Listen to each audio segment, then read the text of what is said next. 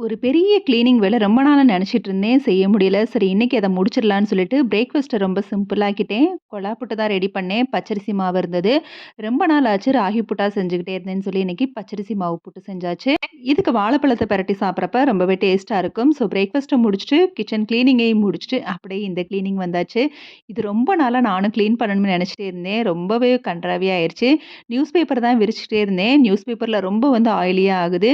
So பரவால்ல. இன்னைக்கு வந்து வால் ஸ்டிக்கர வந்து இதில ஒட்டிர்லாம் அப்படின்னு சொல்லி கிச்சனுக்காக வந்து மெயினா வாங்குனது. அது வந்து மிச்ச ரோல் இருந்தது. ஓகே இந்த இடத்துலயும் வந்து ஸ்டிக் பண்ணிட்டோம்னா, நம்ம கிளீனிங் கொஞ்சம் ஈஸியா இருக்கும். பார்க்கவும் கொஞ்சம் நல்லா இருக்கும்ங்கிறதுக்காக வந்து கிளீன் பண்ணிட்டு, ஃபுல்லா வந்து ஸ்டிக் பண்ணிட்டு, அப்படியே வந்து அரேஞ்ச் பண்ண ஸ்டார்ட் பண்ணிட்டேன். எப்பவும் போல ஃபேஸ் பேக், ஃபேஸ் மாஸ்க் இதெல்லாம் போடுறதெல்லாம் தனியா அரேஞ்ச் பண்ணிட்டு, வாட்சு, வளையல் இந்த மாரி எல்லாத்தையுமே செப்பரேட்டா வந்து வச்சு, ஓரளவுக்கு நல்லாவே வந்து லுக்கா அரேஞ்ச் பண்ணிட்டேன்னு நெனைக்கிறேன். இந்த இடம் ரொம்ப நாளாவே கிளம்ப்சியாவே கிடந்தது. நீட் பண்ண வந்து ஸ்டெப் எடுக்காமலே இருந்தேன். இன்னைக்கு அத முடிச்சுட்டேன்.